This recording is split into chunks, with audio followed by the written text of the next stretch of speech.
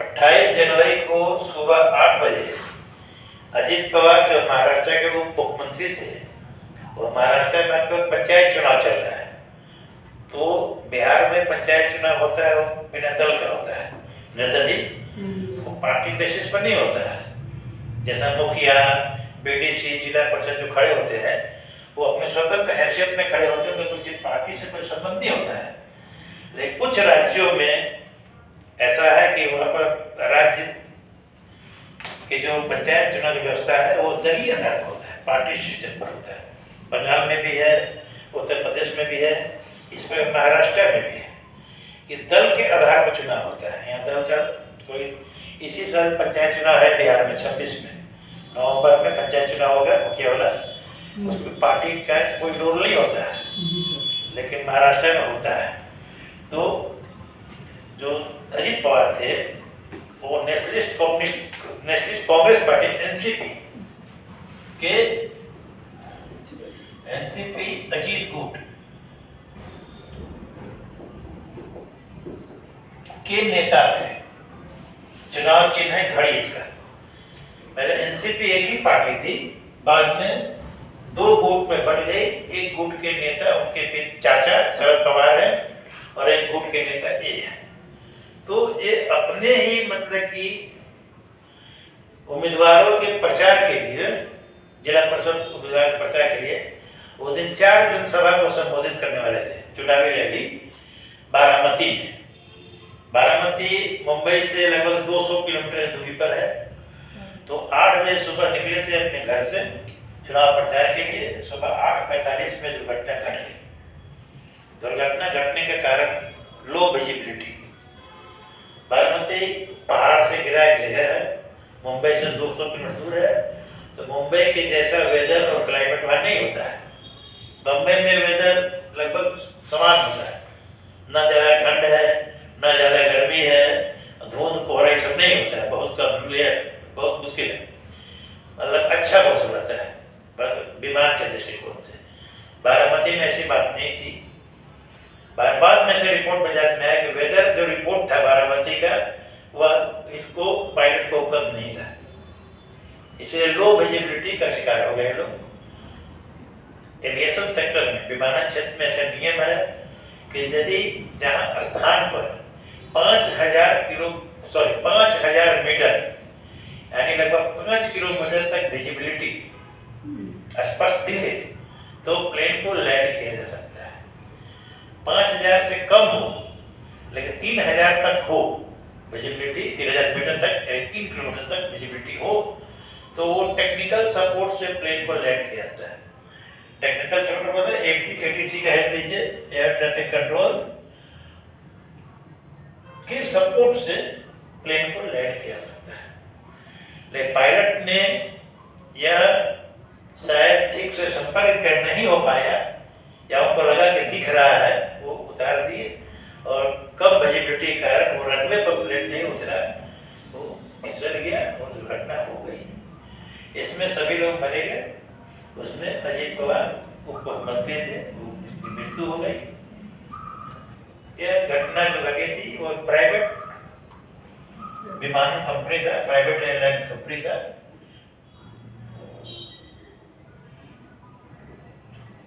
एक कंपनी थी sir, layer jet विमान था, 45 8 सीटर प्लेन था, चार्टर प्लेन था।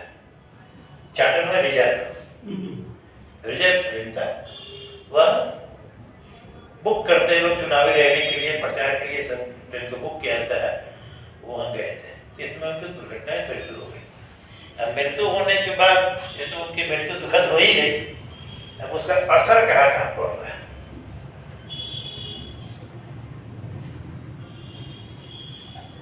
अब आते हैं, घटना तो घट गई 28 तारीख को, 29 को उनका अंतिम संस्कार भी हो गया। अब अजीत पवार जो थे वो महाराष्ट्र में डिप्टी सीएम थे, उप मुख्यमंत्री थे। बिहार में कितने उप मुख्यमंत्री हैं? बिहार में कितने उप मुख्यमंत्री हैं? 2। कौन कौन? सम्राट चौधरी और विजय सिन्हा। सही बात है। उसी प्रकार महाराष्ट्र में भी दो उप मुख्यमंत्री थे, एक अजित पवार और एक एकनाथ शिंदे। जो एकनाथ शिंदे कुछ वर्ष पहले मुख्यमंत्री भी थे, तो अभी दो मुख्यमंत्री थे, तो उनमें गए थे तो इनकी मृत्यु हो गई। एक इस गुट के थे।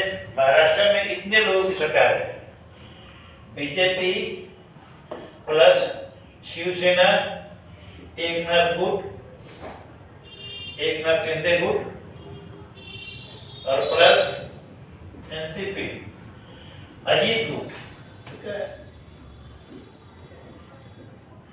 यह समीकरण यह है कि महाराष्ट्र का बीजेपी सबसे बड़ी पार्टी है, तो देवेंद्र फडणवीस मुख्यमंत्री है, योगी सीएम, इन दोनों से एक एक डिप्टी सीएम है। ठीक है, एक डिप्टी सीएम इससे और एकनाथ शिंदे ही है, एक डिप्टी सीएम। मेयर चुनाव हो गया सर, मेयर फाइनल हो गया। कैसी मेयर नहीं हुआ। एकनाथ शिंदे डिप्टी सीएम है और एक इस गुट के अजीत पवार ही है। ठीक है, कोई जनरल महिला होगी जितने हुआ कि व्यक्ति चयन हुआ। तो ये दो डिप्टी सीएम एक सीएम गठबंधन सरकार चल रही वहां पर। तो अब तो ये बेचारे मर गए।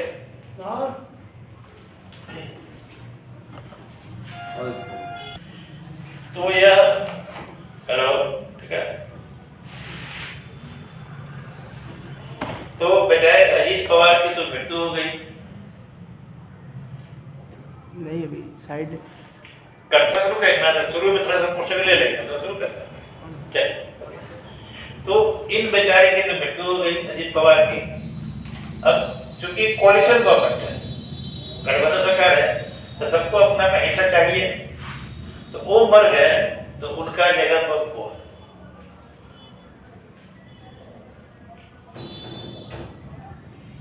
यहाँ दो तीन संभावनाएं उठ रही है।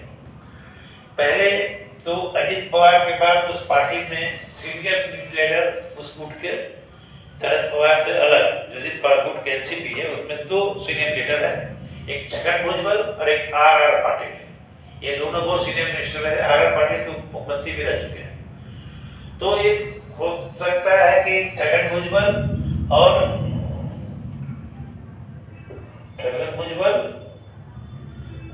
आर पाटिल, इन दोनों में से किसी को उप मुख्यमंत्री बनाया जाए, या अजित पवार की पत्नी सुनेत्रा पवार को उप मुख्यमंत्री बनाया जाए। ज्यादा उम्मीद है कि वही बनेगी सुनेत्रा परिवार पवार। जो जितनी भी क्षेत्रीय पार्टियां हैं, हम लोग शुरू से देखे हैं, चाहे राजद हो या समाजवादी पार्टी हो, चाहे कोई भी हो, शिवसेना हो, ये जितनी क्षेत्रीय पार्टियां हैं वो सबसे पहले परिवार को तरजीह देती है। चौटाला परिवार हो, इनके नजर में कार्यकर्ता और छोटे नेता कोई महत्व नहीं होता है। ये अपने परिवार के लिए ही जीती खाती है, उस सब काम सोच रही है। ये प्राइवेट लिमिटेड कंपनी की तरह काम करती है, ये राजनीतिक पार्टी की तरह काम नहीं करती है, प्राइवेट कंपनी की तरह काम करती है। घर का ही लोग को सेट करना है। तो ज्यादा उम्मीद है कि सुनेत्रा पवार की डिप्टी सीएम बनेगी अजित पवार की जगह पर। उसके आगे की भी बात है, हो सकता है आज ही शपथ ले लें। उसके आगे की बात है कि यह पार्टी दो भाग में बटी हुई थी, एक शरद पवार गुट, एक अजित पवार गुट। तो अब अजित पवार के दुखद मृत्यु के बाद ऐसी बातें चल रही है कि दोनों गुट का विलय हो जाए, अपने आपसी मतभेद भुला ले और दोनों गुट एक हो जाए। तो शरद पवार गुट के जो मुख्य नेता है, शरद पवार तो खैर बहुत बड़े नेता है ही, लेकिन अब बूढ़े हो गए, उतने सक्रिय नहीं रहते, सच नहीं है। तो उनकी बेटी है एक सुप्रिया सुले, नाम से सुना हो, सुप्रिया सुले, ये शरद पवार की बेटी है। वो शरद पवार की बेटी 2024 में लोकसभा चुनाव हुआ था, उसमें अपनी भाभी के खिलाफ सुनेत्रा पवार परिवार थी, सुनेत्रा पवार, वह इनके खिलाफ चुनाव लड़ी थी, तो वो जीत गई थी सुप्रिया सुले।